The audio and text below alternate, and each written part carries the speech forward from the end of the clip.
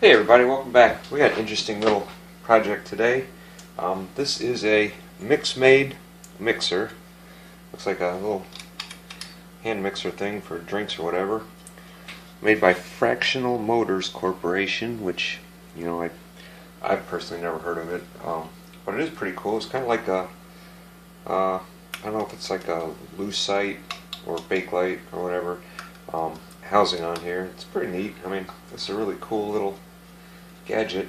I can't plug it in because the cord is just cracked in so many places on here. I mean, it would short out the breaker, trip the breaker immediately. I mean, you can see you can't even bend it without it breaking.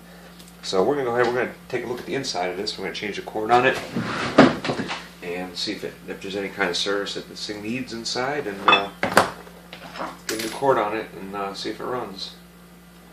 So this is gonna be a little awkward, I think, for shooting, but I'll try and get you guys as good of a view as I can of this interesting little thing. Before I start, I noticed the handle's got a chip out of it. It looks like there's a crack that goes around it, so I want to be extremely careful with this because I don't want to be the one to finish this off, and I don't know if it's completely separated or not, or if I were to take the handle off, if it would come off in two separate halves or what. So I just want to be extremely careful with that. And of course I want to be careful taking these screws out of here as well.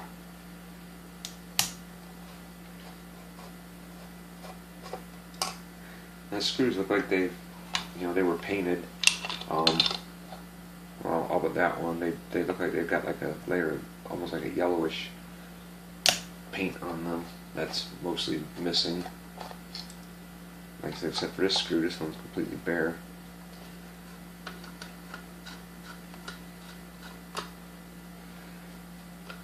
Okay, so there was not a lot involved in taking the top off here, just 4 screws.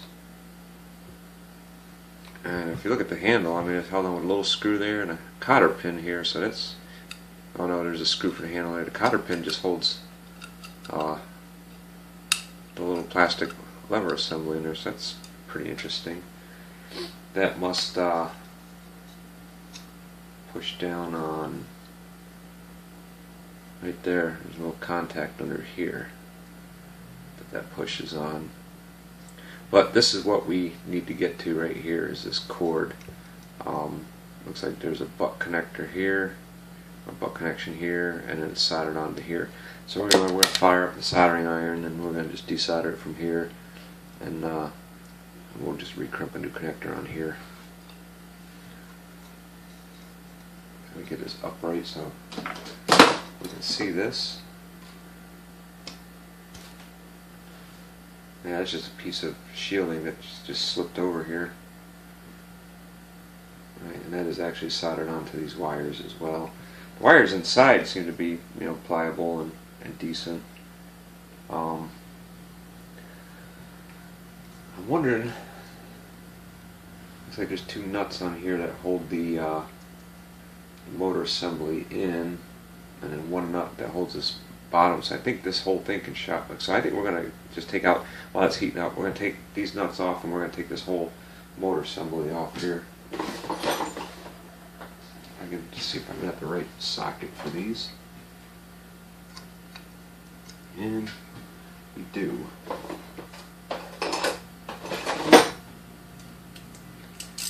Now whether I can get down on this one without an extension or not, we'll find out.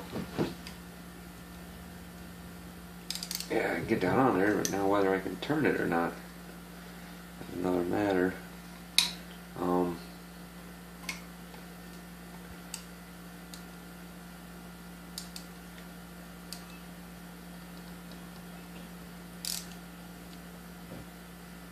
Okay, well, we're not going to get that one off that way. Now here we can get it out enough to see what's going on in here.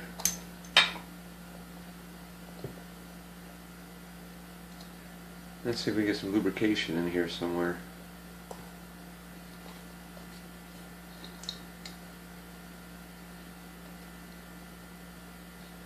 And a couple of washers on here that we don't want to lose. Alright, looks like there's just a bushing it above and below the motor here. And it's a, a brushless motor. There's some washers here for spacers, I mean. And I do see an oil hole on both of these. So, it seems to turn pretty freely. Doesn't seem to be an issue with that at all, but you can hear that it's dry. So let's go ahead and oil these up. It looks like there's some pretty substantial oil wicks in here.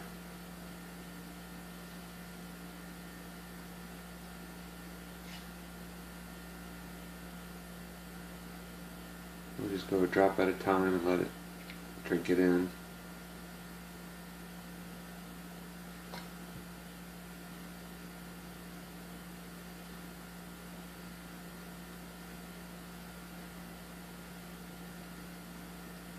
I think it's kind of neat that they actually included little oiling holes in here, because most of these are, they consider them permanently lubricated. There's no way to have access to them. They oil them up at the factory and usually have enough oil to last quite a few years.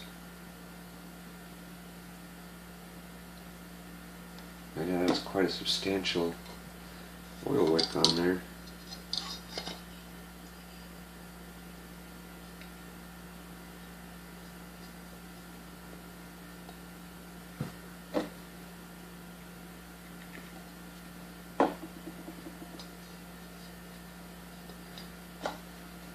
Just keep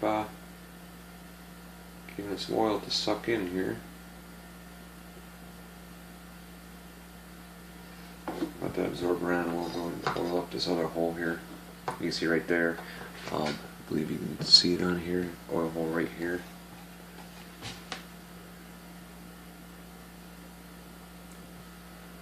Now you can see when I put a drop of oil in there, it just drinks it right in.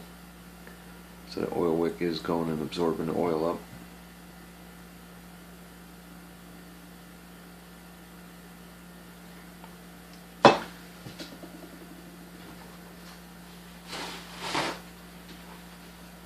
Don't have excess oil all over the place here.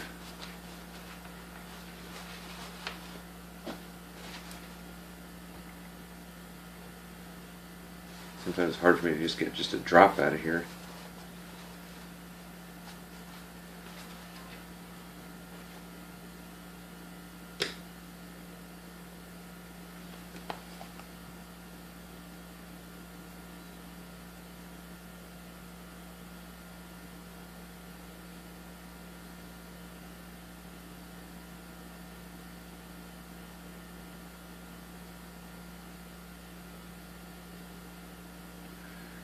Yeah, this is a simple little brushless motor.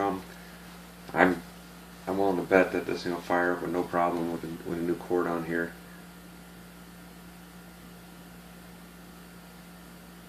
These are pretty durable motors.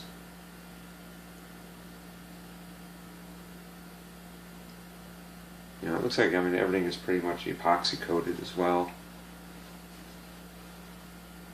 Just looks like a pretty good design on it overall.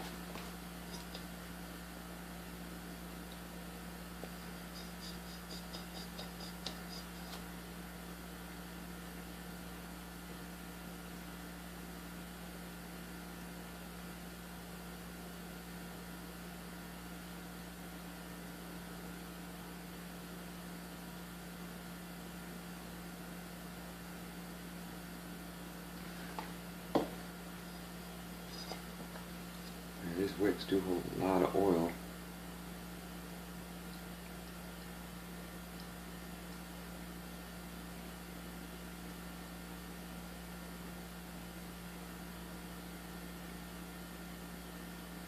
You can tell when it's starting to get saturated though, because it doesn't suck it in quite as fast.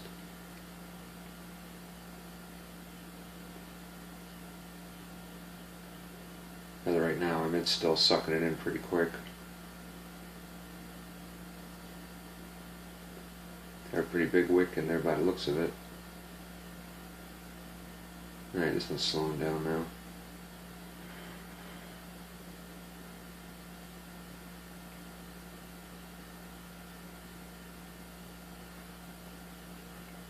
Sure are thirsty though.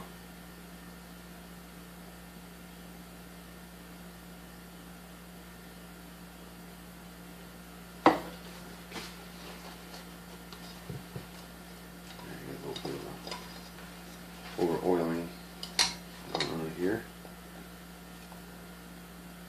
or I shouldn't say over oiling, I missed the hole.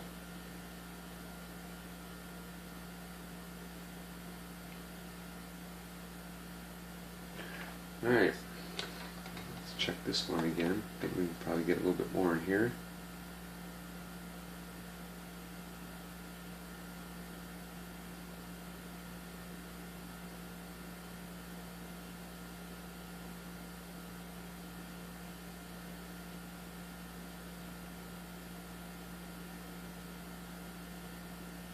Alright, that's probably pretty good.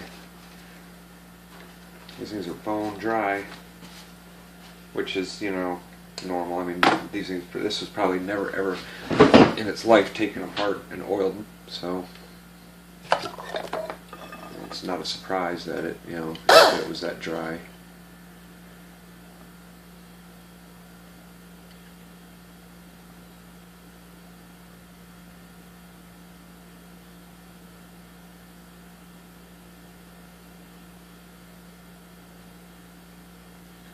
That's probably going to take a bit to heat up this big old blob of solder here. The soldering gun is more designed for smaller pieces.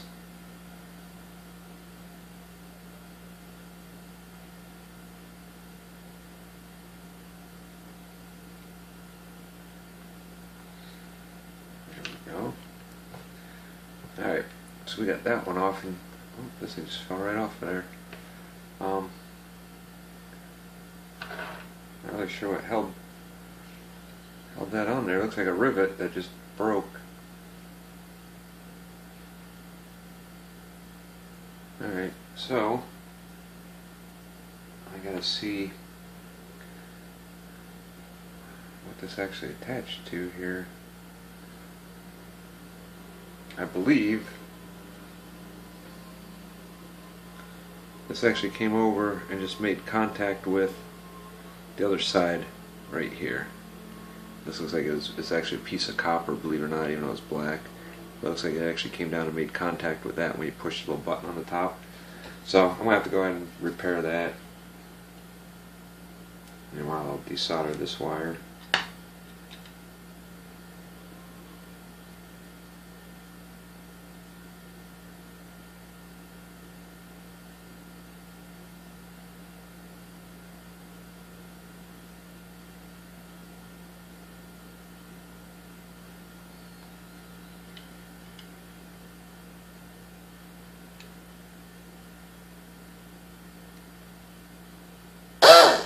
Oops. Keep hitting the button on here.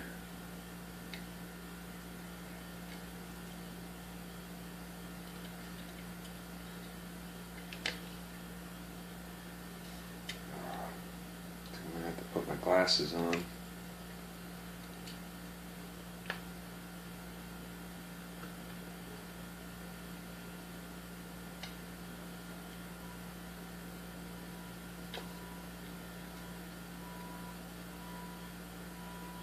Anyways, you guys don't want to sit there and watch me like desolder and everything. I still got to figure out how to fix this. So as soon as I get this all figured out, we'll come back and then get it put back together. Alright, so now we've got our switch fixed up here and a new cord on. We can go ahead and finish putting this back together, and then we'll turn it on and see if it works. It looks like, yeah, these that plastic pin for the switch just comes down and pushes these two contacts together, causing them to make contact to turn it on.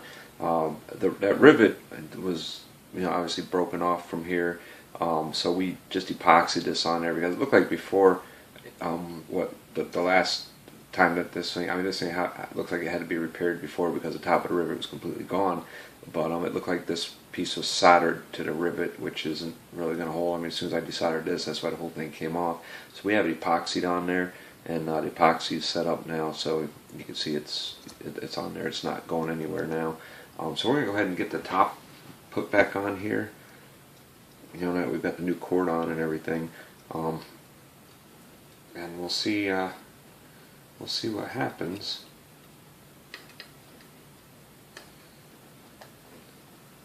So make sure I get everything lined up here.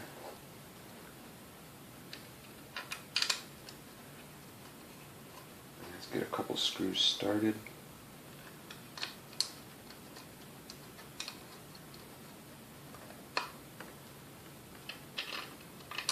And we were actually able to reuse the old grommet too. You know, keep that original, so that worked out nice. We got these 4 screws we got to throw in here, and then we've got the 2 nuts on the bottom to go on.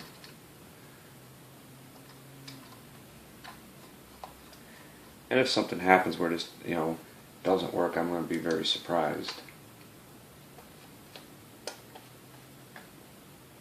Because it seems to be, you know, a very simple motor, just like in a fan, you know, brushless motor. It does rotate around, you know, now it's been lubricated, so it should be even better.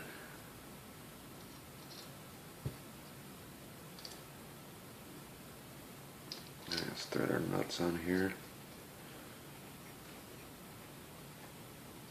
And we'll just finger tighten them for now, and then we'll tighten them down after we plug it in and make sure everything works. Alright, moment of truth.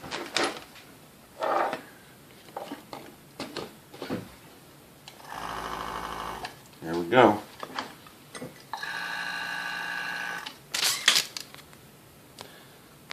I'll make sure you guys can see this.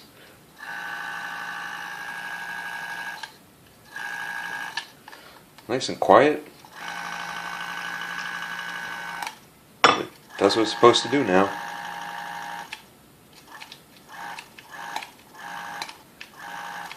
So, there you have it. This one is done, ready to get packed up and shipped back to the owner.